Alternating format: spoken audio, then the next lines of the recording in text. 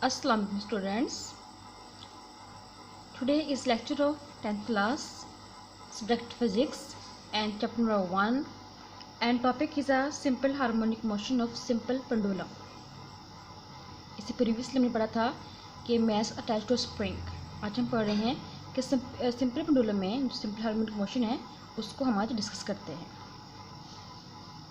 First है हम figure करते हैं कॉन्स्टिट्यूट.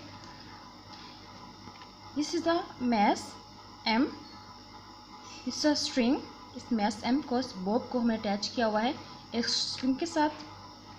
इस स्ट्रिंग को हमने अटैच किया हुआ है एक स्पॉट के साथ. Okay, this is the mass m that having bob. किसका बॉब कह सकते हैं, पेंडुलम है हैविंग मैस m. ठीक है, इसको हमने अटैच किया हुआ है एक स्ट्रिंग के साथ जिसकी लेंथ क्या है l है. इस स्ट्रिंग को हमने अटैच किया हुआ है एक स्पॉट के साथ. दी बॉब हैविंग मैस m. ठीक है, इसका जो मैस है वर्टिकली एक्ट कर है डाउनवर्ड. ठीक है, जो मैस m है अंडर ग्रेविटी है. जब अंडर ग्रेविटी है तो ऑटोमेटिकली क्या बन जाएगा, जो मैस बन जाएगा weight. And weight is equal to mg. हमने इस मैस को हमने इसको हैंग किया हुआ है. हैंग किया है जो मैस है अंडर ग्रेविटी आ रहा है, इस पर ग्रेविटी एक्ट कर रही है. जब ग्रेविटी एक्ट कर रही है तो ऑटोमेटिकली ये मैस बन जाएगा weight, that is equal to mg. जब वेट है वर्टिकल एक्ट कर रहा है डाउनवर्ड तो स्ट्रिंग में टेंशन क्रिएट हो रहा है. स्ट्रिंग में क्या हो रहा है, खिंचाव पैदा हो रहा है. जो खिंचाव है ये है वर्टिकली अपवर्ड.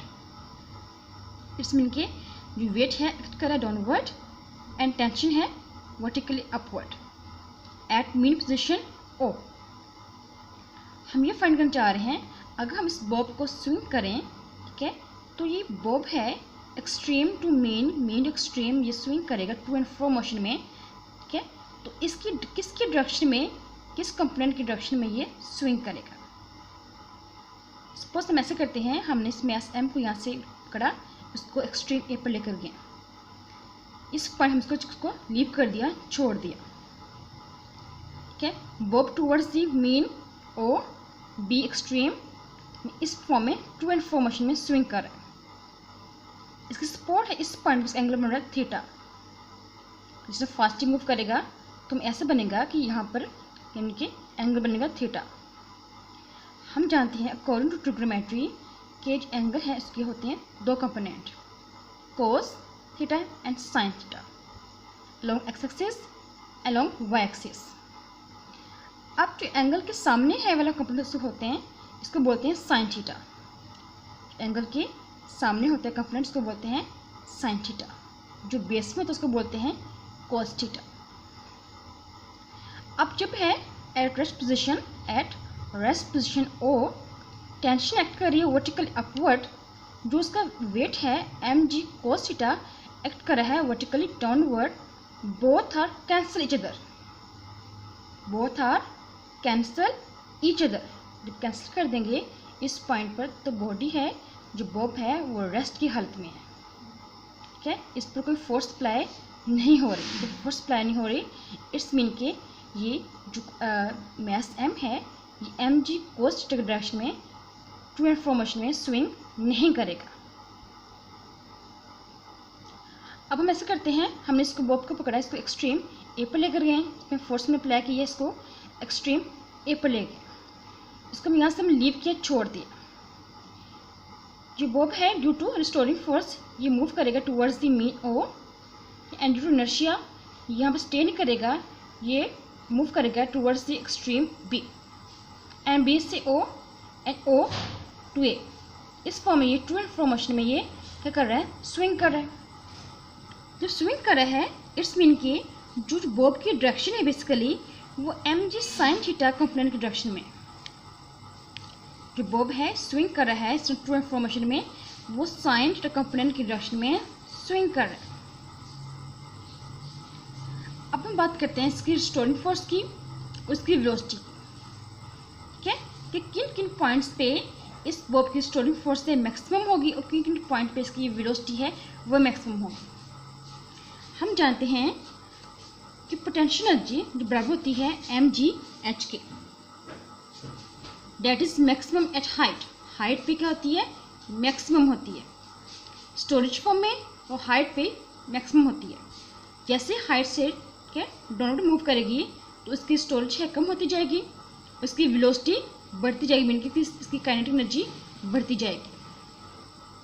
ठीक है, जैसे ही काइनेटिक एनर्जी है इसको अपवर्ड ऊपर मूव करेंगे इस फॉर्म में, हाइट पर जाएगी तो इसकी वेलोसिटी कम होती जाएगी, इसकी स्टोरेज है, इसकी हाइट है बढ़ती जाएगी, मीन कि इसकी पोटेंशियल एनर्जी बढ़ती जाएगी और काइनेटिक इसकी कम होती जाएगी। इन द सेम वे यहाँ पर भी ऐसे हो रहा है। एट मीन पोजिशन, ठीक है, अपनी रेस्ट की हालत में, अपनी ओरिजिनल हालत में है, यहाँ पे जो बॉब है रेस्ट की हालत में मौजूद है। ठीक है, हम इसको लेकर गए एक्सट्रीम ए पर लेकर गए हैं। इस पॉइंट पे क्या हो रहा है, यहाँ पर इसमें मैक्सिमम स्टोरिंग फोर्स है, इसने मैक्सिमम एनर्जी को यहाँ पे स्टोर किया हुआ है। इसको हम जैसे यहाँ से लीव करेंगे, छोड़ेंगे, ये टूवर्ड्स दी मीन यहाँ पर मूव करेगा।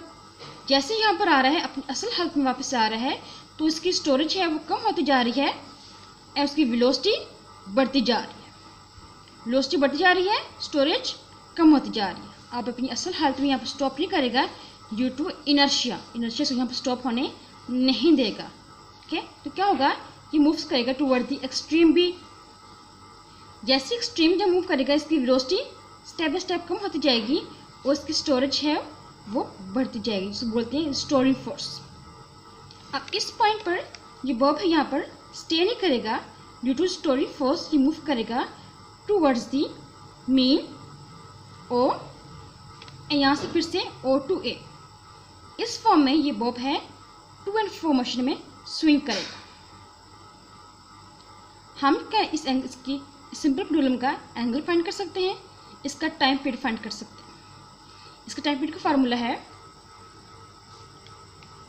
T is equal to 2 pi L over G। L mean की स्ट्रिंग की लेंथ है एंड G मीन की ग्रेविटी। ठीक है, जो आपका बॉब है जो स्विंग कर रहा है वो अंडर ग्रेविटी है, तो उसमें G की वैल्यू वेरी हो सकती है। And 2 pi is a angle. Look at the fig 0 to A to 0, A to O and O to B, B to O and O to A। पूरा एक अपना एक साइकिल मुकम्मल कर रहा है ये बॉब, अपना एंगल मुकम्मल कर रहा है 2 पाई का। So we use 2 pi L over G that we used for time period of a simple pendulum। Thanks।